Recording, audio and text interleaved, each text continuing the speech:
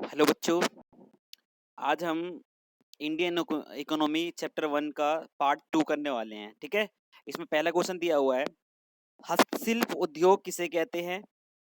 भारत में इसके पतन का मुख्य कारण क्या था? ठीक है, हस्तशिल्प उद्योग किसे कहते हैं, भारत में इसके पतन का मुख्य कारण क्या था, ये क्यों खत्म हो गए थे, ये नष्ट क्यों हो गए थे, ये रीजन इसके बताने हैं। ठीक है, आंसर देखिए, इसका आंसर दिया हुआ है, ऐसे उद्योग जो हाथ से बनी वस्तुओं का निर्माण करते हैं उन्हें हस्तशिल्प उद्योग कहा जाता है। हाँ बच्चों, ऐसे उद्योग जो हाथ से बनी वस्तु बनाते हैं उन्हें हस्तशिल्प उद्योग कहा जाता है।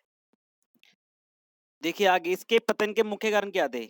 लिखा हुआ है हस्तशिल्प उद्योग के पतन का कारण। क्या कारण रहा किसी से हस्तशिल्प उद्योग का पतन हो गया? तो पहला रीजन दिया हुआ है इसमें, तो दिया हुआ है हस्तशिल्प उद्योग के पतन का मुख्य कारण विवेकात्मक प्रशुल्क नीति था। कौन सी नीति? विवेकात्मक प्रशुल्क नीति था। हाँ बेटा, अंग्रेजों ने एक नीति स्टार्ट की थी, एक नीति शुरू की थी, इसका नाम था विवेकात्मक प्रशुल्क नीति। इस नीति में क्या होता है आप देखिए। ठीक है, लिखा हुआ है, इस नीति के कारण ब्रिटेन भारत से कच्चे माल के लिए स्वतंत्र निर्यात तथा ब्रिटिश वस्तुओं के आयात के लिए स्वतंत्र आयात की अनुमति प्रदान की गई। अब देखो यहाँ पे इसके लिए क्या गया, ब्रिटिशर्स को, देखो इंडिया से जो जो भी माल, जो कच्चा माल ब्रिटेन को जाएगा उस पर भी कोई टैक्स नहीं लगेगा, और ब्रिटेन से जो निर्मित माल भारत में आएगा उस पर भी कोई टैक्स देना नहीं पड़ेगा। इससे दोनों तरफ से किसको फायदा हो रहा था? दोनों तरफ से फायदा किसको हो रहा था? ब्रिटेन को हो रहा था। कैसे हो रहा था? उनको देखो सस्ते में कच्चा माल मिल जा रहा था, और उनका जो जो माल था, जो निर्मित माल था, वो भारत में बड़ी आसानी से आ जा रहा था। अब देखो भारत में उनका माल आ जाएगा तो क्या होगा, हमारे जो हस्तशिल्प उद्योग हैं उनको उनसे क्या करना पड़ेगा? प्रतिस्थापन में कंपटीशन करना पड़ेगा। ठीक है, और लेकिन हम उनके सामने कंपटीशन में नहीं टिक सकते, क्योंकि उनकी जो वस्तुएं होती हैं बहुत ज्यादा आकर्षक होती हैं और सस्ती भी होती हैं। ठीक है, उनकी जो वस्तु होती हैं वो आकर्षक भी होती हैं और सस्ती भी होती हैं। आगे देखिए, लेकिन भारतीय हस्तशिल्प के निर्यात पर भारी शुल्क आया। आप देखिए, अगर हम किसी भी हस्तशिल्प उद्योग को किसी अलग देश के साथ व्यापार करते हैं, अगर हम किसी अलग कंट्री के साथ व्यापार कर रहे हैं, ठीक है, अपना माल बेच रहे हैं, तो हम पे बहुत ज्यादा टैक्स लगाया करते थे। अगर ब्रिटेन के साथ ले रहे हैं, इंपोर्ट एक्सपोर्ट कर रहे हैं, माने आयात निर्यात कर रहे हैं, तो कोई भी टैक्स नहीं देना होता था। लेकिन अगर किसी और देश के साथ अपना माल हम निर्यात कर रहे हैं तो हमें उस पर भारी शुल्क देना होता था। ठीक है, आगे देखिए, लिखा हुआ है, ब्रिटेन से बनी वस्तुएं भारतीय वस्तु से सस्ती तथा आकर्षक हुआ करती थी। अब देखो, क्या ब्रिटेन में जो वस्तुएं बनती थी एक तो मशीनों से बनती थी, और मशीनों से बसती जो वस्तुएं थी वो तो एक सस्ती हुआ करती थी और आकर्षक हुआ करती थी। ठीक है, जिसके कारण भारतीय बाजार में ब्रिटेन की निर्मित वस्तुओं की भर भर देखो अब क्या, जिसके कारण हुआ, भारतीय बाजार में ब्रिटेन से आने वाली वस्तुओं की मांग बहुत ज्यादा हो गई, और उसके जो बाजार थे पूरे देश में फैल गए, तथा हमारे हस्तशिल्प उद्योग का क्या हो गया? पतन हो गया। अब लोग क्या हो गए? उसकी तरफ आकर्षित हो गए, क्योंकि वो सस्ती भी हुआ करती थी और देखने में भी अच्छी हुआ करती थी। अब जब हमारे हस्तशिल्प उद्योग की कोई चीज खरीदेगा ही नहीं, तो क्या होगा? उसकी डिमांड बढ़ेगी? नहीं बढ़ेगी। इससे क्या हो जाएगा? वो खत्म हो जाएगा, उसका क्या हो जाएगा बेटा? पतन हो जाएगा। तो आपको पता लग गया हस्तशिल्प उद्योग के पतन के मुख्य कारण क्या थे। ठीक है, वो था मेन रीजन का विवेकात्मक प्रशुल्क नीति। ठीक है, अब नेक्स्ट दिया हुआ है इसके बाद कि ब्रिटिश शासन के दौरान जनांगीय स्थिति क्या थी। ठीक है, हमारी ब्रिटिश शासन के दौरान जनांगीय संरचना क्या थी। ठीक है, तो यहाँ पे देखिए लिखा हुआ फर्स्ट पॉइंट में, ब्रिटिश शासन के दौरान जन्म तथा मृत्यु दर बहुत अधिक था बेटा। जन्म दर कितना था? 1000 में से, यानी पर जो 1000 में से 48 प्रति हजार पैदा हुआ करते थे। ठीक है, कितने पैदा हुआ करते थे? 48 प्रति हजार पैदा हुआ करते थे, और 40 प्रति हजार मर जाया करते। तो मृत्यु दर भी बहुत ज्यादा था और जन्म दर भी बहुत ज्यादा था। ठीक है, तो देखिए जन्म दर और मृत्यु दर क्या होता है, मैं इसको आगे आपको डेफिनेशन करवाऊंगा किसे कहते हैं, और आगे भी देखिए। ठीक है, जन्म दर भी बहुत ज्यादा था और मृत्यु दर भी उस टाइम पे बहुत अधिक था। आगे दिया निम्न साक्षरता दर, पढ़े लिखे लोगों की जो देखो साक्षरता दर क्या होती है? पढ़े लिखे लोगों की संख्या, लिटरेसी रेट बोलते हैं, जितने लोग पढ़े लिखे होते हैं। तो उस टाइम पे जो साक्षरता दर थी वो केवल 16% थी। उसमें से महिलाओं की साक्षरता दर 7% थी और पुरुषों की उससे थोड़ी ज्यादा थी। ठीक है, इसके बाद दिया हुआ है खराब स्वास्थ्य सुविधाएं। अब देखो भाई, ना तो अस्पताल वगैरह थे, ना ही अच्छी अच्छी डिस्पेंसरी थी, तो वहाँ पे स्वास्थ्य सुविधा लिखा है सार्वजनिक स्वास्थ्य सुविधा बहुत ज्यादा कम थी। देखो सार्वजनिक स्वास्थ्य सुविधा माने जो सरकार जो भी हमारे स्वास्थ्य सुविधा जैसे हॉस्पिटल्स वगैरह हो गए, ठीक है, वो बहुत ज्यादा कम थे। जल तथा वायु से होने वाली बीमारी काफी अधिक थी। जल और वायु से होने वाली जो उस टाइम में मलेरिया बेटा बहुत हुआ करता है पानी से, तो जल और वायु से होने वाली बीमारियां बहुत अधिक थी। ठीक है, आगे लिखा हुआ है ऊंची शिशु मृत्यु दर। देखो शिशु मृत्यु दर क्या होती है कि 1000 बच्चे जो पैदा हो रहे हैं एक साल के अंदर, उसमें से जो बच्चे एक साल से पहले मर जाते हैं, ठीक है, जो बच्चे एक साल की उम्र से पहले मर जाते हैं उसे शिशु मृत्यु दर कहा जाता है। तो इसमें क्या था, ब्रिटिश शासन के दौरान शिशु मृत्यु दर 218 प्रति हजार थी। कितनी थी बेटा? 218 प्रति हजार थी, यानी 1000 बच्चे जो पैदा हुआ करते थे उसमें क्या था, 218 बच्चे मर जाया करते थे। कितने मर जाया करते थे? 218 मर जाया करते। लेकिन आज के यानी 2011 की जनगणना के अनुसार केवल 44 प्रति हजार रह गई है। ठीक है, शिशु मृत्यु दर क्या रह गई? केवल 44 प्रति हजार रह गई है। अच्छा, शिशु मृत्यु दर क्या होती है कि 1000 जो एक साल के भीतर 1000 जन्मे बच्चों में जितने 1000 में जितने बच्चे जन्म ले रहे हैं उसमें से जो बच्चे एक साल से पहले मर जाते हैं उसे शिशु मृत्यु दर कहा जाता है। 5 पॉइंट दिया हुआ है निम्न जीवन प्रत्याक्षा। ठीक है, जीवन प्रत्याक्षा क्या होती है? कोई भी देखो यहाँ पे ये औसत आयु होती है किसी भी लोगों के जीवन जीने की, जो औसत आयु होती है उसे जीवन प्रत्याक्षा कहा जाता है। तो वह ये लिखा हुआ है वह औसत वर्ष जिसमें जितने वर्षों तक व्यक्ति जीवित रहने की संभावना रखते हैं, नहीं किसी भी व्यक्ति की जीवित रहने की जो संभावना होती है उसका औसत क्या कहलाता है? जीवन प्रत्याक्षा कहलाता है। जैसे मान लो 5 लोग हैं, एक बंदा 40 साल जीता है, दूसरा बंदा 60 साल जीता है, तीसरा बंदा 80 साल जीता है और चौथा बंदा 70 साल जीता है, तो इनका अगर एवरेज निकालेंगे तो उसे कहते हैं जीवन प्रत्याक्षा कहा जाता है। इंग्लिश बोलता है लाइफ एक्सपेक्टेंसी। ठीक है, उसे जीवन प्रत्याक्षा कहते हैं। तो आगे दिया हुआ है ब्रिटिश शासन के दौरान जीवन प्रत्याक्षा केवल 44 वर्ष थी। केवल लोग औसत 44 वर्ष जिया करते थे, जो बढ़कर अभी कितनी हो गई है? 68 ईयर्स हो गई है 2011 की जनगणना के अनुसार। कितनी हो गई बेटा?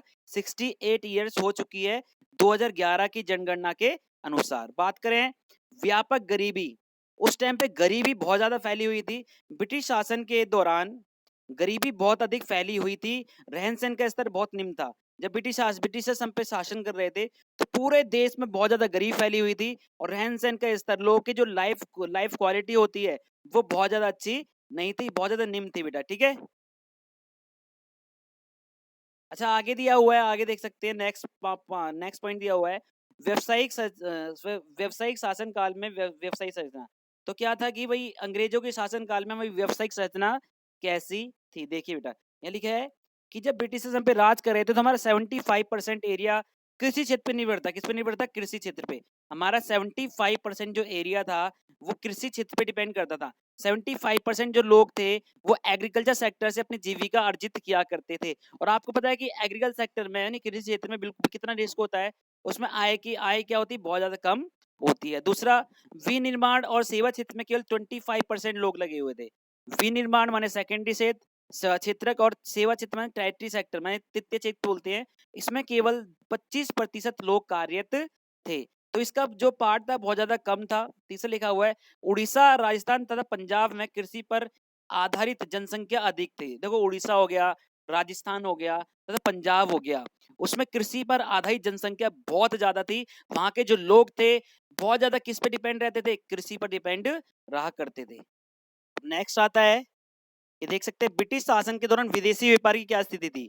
जब ब्रिटिशर्स हम पे राज कर रहे थे, अंग्रेज हम पे राज कर रहे थे, तो उस टाइम पे हमारा विदेशी व्यापार यानी विदेशों से हमारा व्यापार कैसा था? देखिए नीचे दिया हुआ है ब्रिटिश शासन काल के दौरान भारत प्राथमिक वस्तुओं जैसे कच्चा सिल्क, सूत, ऊन, चीनी, नील तथा जूत का जूट का निर्यातक बनकर रह गया। हम किसका निर्यात करते थे बेटा? देशों में, विदेशों में। तो उसमें प्राथमिक वस्तु का निर्यात करते थे। कच्चा सिल्क हो गया, सूत हो गया, ऊन हो गई, चीनी हो गई, नील हो गई, ठीक है, तथा जूट का निर्यातक किया करते थे।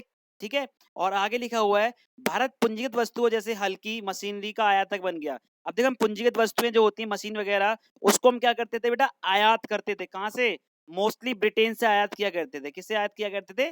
ब्रिटेन से। ठीक है, पूंजीगत वस्तुएं ऐसी वस्तुएं होती हैं जो मशीनों का निर्माण करती है, मशीनों का और पुर्जों का निर्माण करती हैं, तो ऐसी वस्तु कहते हैं पूंजीगत वस्तु। आगे दिया हुआ पॉइंट, भारत उपभोक्ता वस्तुओं जैसे सूती सिल्क व ऊनी कपड़ों का भी आयातक बन गया। हम देखो उपभोक्ता वस्तुओं क्या जगह सूती सिल्क और ऊनी कपड़ों यानी सूती कपड़े और सिल्की कपड़े और ऊनी कपड़ों का भी बाहर से आयात किया करते थे। ज्यादातर कहां से आयात होता था हमारा? ये ब्रिटेन से आयात हुआ करता था। ठीक है, आगे दिया हुआ देख सकते हैं आप ब्रिटिश सरकार ने भारत के निर्यातों तथा आयातों पर एकाधिकार नियंत्रण कर लिया। देखो ब्रिटिश सरकार ने किया कि भारत से जितना भी निर्यात होगा या आयात होगा, उसका 50 से ज्यादा परसेंट कहाँ पे होगा, उसका 50 से ज्यादा परसेंट कहाँ होता है, ब्रिटेन के साथ हुआ करता था।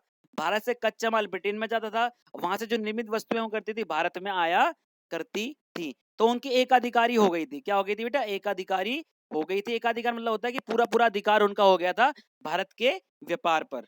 आगे दिया हुआ है, अब भारत के विदेशी व्यापार का आधे से अधिक व्यापार ब्रिटेन के साथ होता था। बताया मैंने आपको, अब भारत का आधे से अधिक मैंने 50 से 60% व्यापार जो था वो ब्रिटेन के साथ हुआ करता था, तथा शेष व्यापार चाइना, श्रीलंका तथा ईरान के साथ हुआ करता था। और जो बचा कुचा कुछ व्यापार था वो चाइना, श्रीलंका और ईरान के साथ हुआ करता था। ठीक है,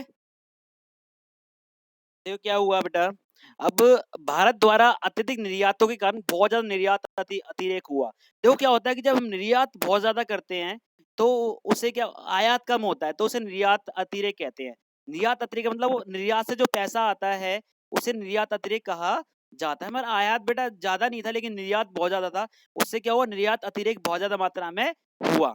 अब आगे देख सकते हैं, इस निर्यात अतिरेक का प्रयोग ब्रिटिश सरकार द्वारा अपने कार्यालय बनाने, युद्ध करने तथा संचार सुविधाओं के लिए विस्तार के लिए किया। देखो इस निर्यात अतिरेक का प्रयोग उन्होंने अपने फायदे के लिए, हमारे फायदे के लिए नहीं किया। उन्होंने कैसे किया इसका यूज अपने कार्यालय को बनाने, जो उनके ब्रिटिश के जो कार्यालय हुआ करते थे, अपनी क्या कहते हैं युद्ध पे खर्च करने, उसका जो पैसा था, हमारे पैसे का उन्होंने निर्यात अतिरेक का जो यूज था वो कहाँ किया, युद्ध पर खर्च करने के लिए किया। जो युद्ध हुआ करते थे ब्रिटेन के दूसरे देशों के साथ, उस पर खर्च करने के लिए हमारे पैसों का उन्होंने यूज किया। और संचार सुविधा के विस्तार के लिए किया। संचार सुविधा में जैसे डाक हो गया, ठीक है, उसके विस्तार के लिए, पूरे भारत में फैलाने के लिए वो चाहते थे कि उनका जो नेटवर्क है ना बेटा, वो पूरे भारत में फैल जाए और पूरे भारत को क्या कर सके, वो गुलाम बना सके। आगे दिया हुआ है, ब्रिटिश शासन काल के दौरान आधाई संरचना क्या थी। देखिए बेटा, इसमें आधाई संरचना में देखो रोड वगैरह, रेलवे वगैरह, शिपिंग आ जाएगी, माने जलयान आ जाएंगे। तो कैसी थी उसकी बात करने जा रहे हैं। तो पहले लिखा हुआ पॉइंट, ब्रिटिश शासन के दौरान आधारित सुविधाओं बहुत खराब थी। हमारी जो आधारित सुविधाएं थी बेटा वो क्या थी, बहुत ज्यादा खराब हुआ करती थी। कुछ आधारित सुविधाएं, आधारित संरचनाओं जैसे रेलवे, बंदरगाह तथा यातायात, डाक और टेलीग्राफ का क्या डेवलपमेंट हुआ था, का विकास ब्रिटिश सरकार ने अपने हितों के लिए किया। देखो किसका किसका विकास किया था उन्होंने, रेलवे का किया था, रोड का किया था, बंदरगाह का किया था, यातायात का किया था और टेलीग्राफ का विकास किया था। किसके लिए, उन्होंने अपने फायदे के लिए, हमारे फायदे के लिए नहीं किया। देखो बात करेंगे सड़कें की। ब्रिटिश शासन के दौरान जो सड़कें बनाई गई वो सेना के लाने, यानी सेना के लाने और कच्चे माल को बंदर तक पहुंचाने के लिए बनाई गई बेटा। देखो कितने चालू थे वो, जो भी सड़कें बनाएगी भारत में वो सेना को लाने ले जाने के लिए, और कच्चे माल को, जो भारत से जो कच्चा माल था वो बंदरगाह तक पहुंचा जा सके और रेलवे तक पहुंचा जा सके, उसके लिए कच्चे माल का निर्माण किया गया था, मैं सड़कों का निर्माण किया गया था। आगे दिया हुआ रेलवे, ब्रिटिश शासन काल में रेलवे का निर्माण भारत से कच्चा माल ब्रिटेन को ले जाने तथा ब्रिटेन से, देखो क्या था कि भारत से जो कच्चा माल था ब्रिटेन को ले जाने के लिए, और ब्रिटेन से जो फिनिश गुड्स हुआ करती थी, मन निर्मित माल हुआ करता था, वो भारत में लाने के लिए किया था। उन्होंने सब कुछ अपने लिए किया, अपने हितों को ध्यान में रखकर किया। हमारा तो उन्होंने क्या किया, केवल शोषण किया है बेटा। हमारा भारत के लोगों का उन्होंने क्या किया, केवल शोषण किया है। रेलवे को विकास करना उनका अपना उद्देश्य था, उनका सेल्फनेस था, उनका स्वार्थ था। इसमें हमारा कोई उन्होंने अधिकार नहीं दिए। आगे लिखा हुआ है, वायु तथा जल यातायात। अब देखो क्या था, ब्रिटिश सरकार ने जल और वायु यातायात के विकास के लिए उपाय अपनाए, परंतु इनका विकास बहुत कम कर पाए। देखो क्या था, इसमें ना बहुत ज्यादा फंड लगता था, माने पैसा लगा करता था, क्योंकि वायु और जल यातायात करना है तो उनको बहुत ज्यादा पैसा खर्च करना पड़ता था। तो ये ज्यादा मात्रा में इसको विकास नहीं कर पाए, तो इससे सस्ता उनको रेलवे पड़ता था, इसलिए वो रेलवे तक ही ज्यादा सीमित रहे। आगे दिया हुआ है, वायु तथा जल यातायात के विकास में इनको काफी हानि हुई, माने बहुत ज्यादा इनको क्या हुआ, लॉस हुआ। वायु तथा जल के यातायात के विकास में इनको काफी ज्यादा क्या हुआ बेटा, लॉस झेलना पड़ा। उसका आखिरी पॉइंट आता है कि आधाई संरचना का संचार। संचार में ब्रिटेन ने पोस्ट तथा टेलीग्राफ जैसी संचार सुविधाओं का विकास किया।